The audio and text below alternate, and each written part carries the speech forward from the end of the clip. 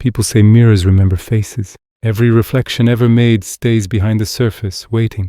Some call it superstition. Some call it nonsense. But there's an old method that says you can speak to what's inside. It's called the mirror call. I first heard about it on an old message board for paranormal rituals. The post was deleted the next day, but I saved a copy. It said the mirror you use must be at least 10 years old. One that has seen many faces. The ritual isn't for seeing ghosts. It's for hearing one. You'll need only a few things. A mirror you've owned for years. One candle. A glass of water. A small piece of paper with your full name written in red ink. The post said to do it after midnight, in complete silence. The room must have no light except the candle. The mirror must face you directly, and you must not let your reflection break eye contact until the ritual ends. The steps were simple. But there was one warning repeated several times. Do not answer if the reflection speaks first. It sounded like another internet hoax, but something about it stayed with me. Maybe curiosity, maybe boredom. 2 nights later, I decided to try it myself. I set everything up on my desk. The candle flame flickered against the mirror, making my reflection look older, tired. It was past midnight. The street outside was silent, just the hum of the fridge and the faint ticking of the wall clock. I wrote my name on the paper, folded it twice, and placed it under the glass of water beside the candle. The instructions said to whisper your name 3 times, slow and steady, while staring into your reflection.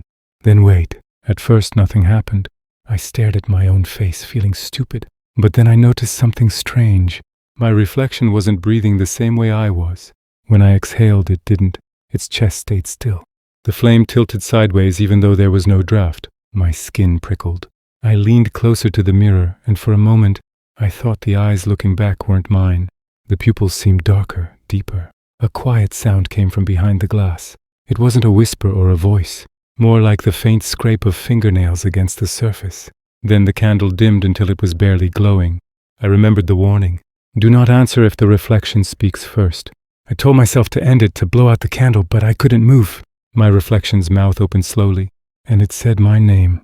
The voice sounded like mine, but lower, rougher, as if it came from a deep well. I froze. My reflection was still smiling when I wasn't. The lips in the glass kept moving, but the sound stopped.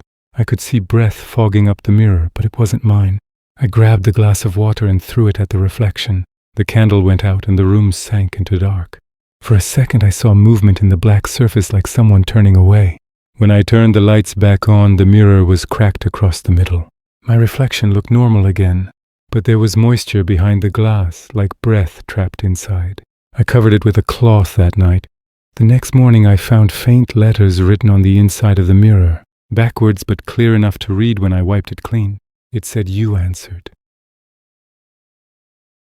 I live in a quiet neighborhood on the edge of town, the kind of place where people still wave when they drive, by and kids ride bikes until dark. I rent the top half of an old 2-story house. Downstairs lives a woman named Claire and her 2 kids, Ben and Lily. They're 5, maybe 6. Sweet kids. Always laughing, always leaving chalk drawings on the sidewalk. It had been raining for 3 days straight. The kind of rain that makes everything feel smaller and dull. The kids couldn't go outside, so Claire kept them busy playing games.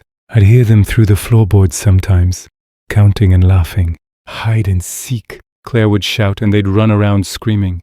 It was kind of comforting, actually, that sound of normal life. One night around 6, the laughter stopped. At first I thought they were just done playing. I went back to my book, but after a while I heard Claire calling out. Her voice was cheerful at first, then sharper.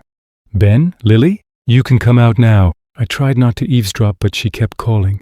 Her tone changed. It wasn't playful anymore. I heard her walking from room to room, doors opening, furniture scraping, then silence.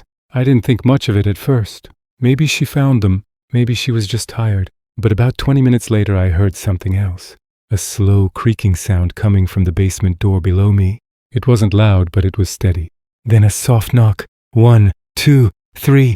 I froze, listening. The knocking stopped. Claire's voice followed, muffled, trembling. "Ben? Lily?" That was the first time I felt something was wrong. I didn't sleep much that night. The rain kept tapping against the windows, and every small sound made me flinch. Around midnight I heard footsteps again, slow, uneven.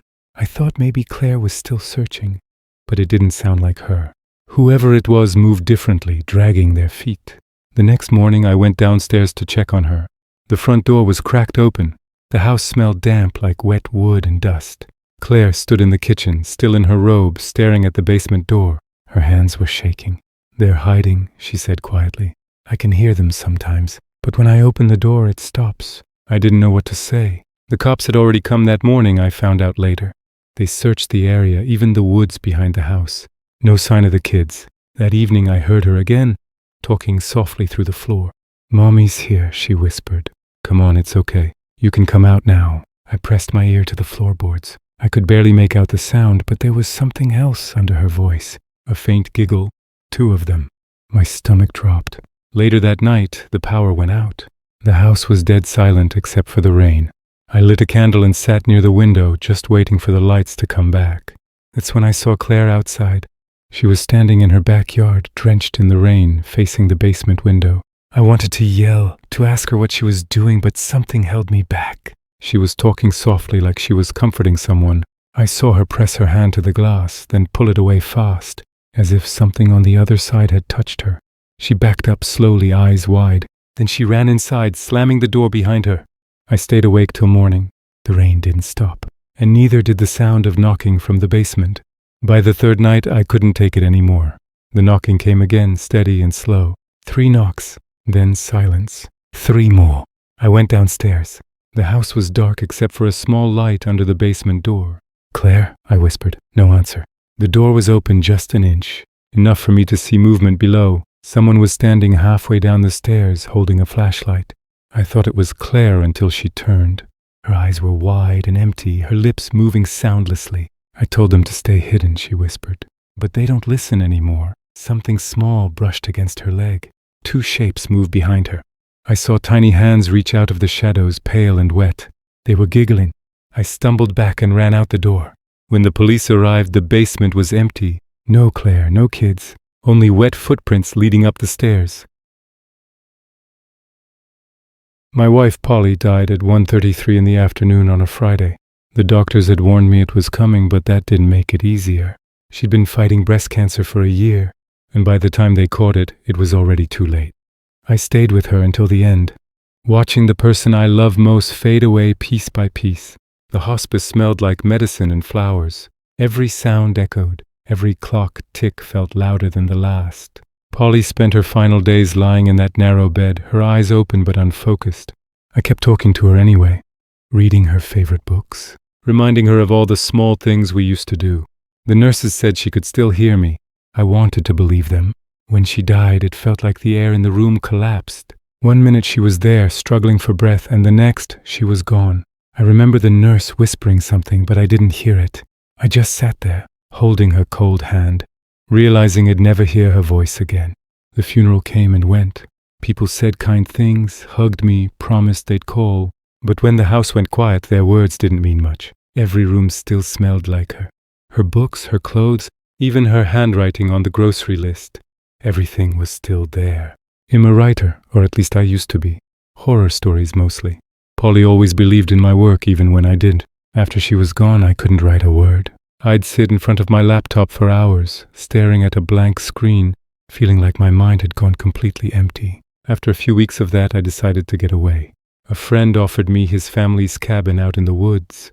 No internet, no phone, just peace and quiet. He said it might help me clear my head. I told everyone I was going there to write, but that was a lie. I wasn't looking for inspiration. I just wanted to disappear for a while. I packed a few clothes, my laptop, and enough vodka to drown my thoughts. I didn't know what I was looking for out there. I just needed to stop feeling like a ghost in my own home. The cabin was small. Just 1 floor with a single bedroom and a kitchen that smelled like pine and old smoke.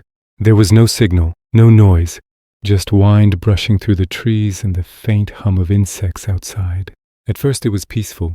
I made coffee, sat on the porch and listened to nothing. But peace never lasts. By the second night, the silence started to bother me. Every creak sounded like a footstep. Every shadow stretched too far. I kept telling myself it was just the woods settling, but it didn't feel that way. I tried to write again. I opened my laptop and stared at the blank page, waiting for words that wouldn't come. The longer I sat there, the more the white screen started to look alive. I know that sounds strange, but it felt like it was watching me, like it wanted something. I took another drink, then another. Soon the bottle was half gone, and I was talking to myself, muttering half-thoughts about stories I never finished. That's when the screen flickered. Just once, a small glitch. I thought it was nothing, maybe the power connection, but it kept happening. Small bursts of static like someone was typing, but no keys were moving. I leaned closer. The cursor blinked. Then words started appearing on the screen, slowly, one letter at a time. My breath caught. It was my name. Then another line followed it. Why did you stop writing me? I stared at it for a long time, too stunned to move. My fingers hovered over the keyboard, but I didn't type back. Instead, I whispered Polly's name without meaning to.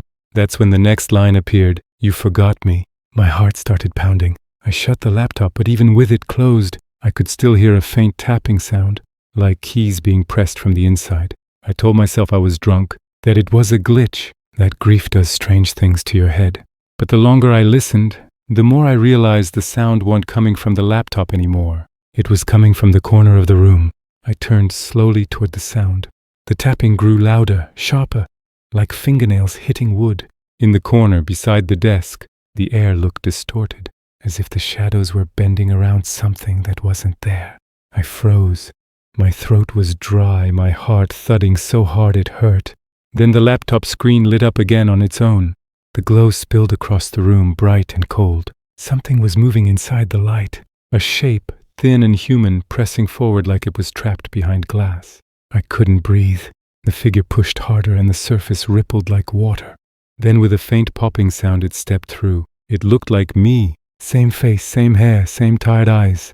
But its skin wasn't skin. It was covered in letters, scrolling and shifting across its body. My own words, every story I'd ever written crawling over its surface like ink come alive. It stared at me and smiled, lips stretching wrong. Then it spoke in my own voice. You stopped writing, so I did it for you. The room went dark. All I could hear was the clicking of keys, not from the laptop, from behind me.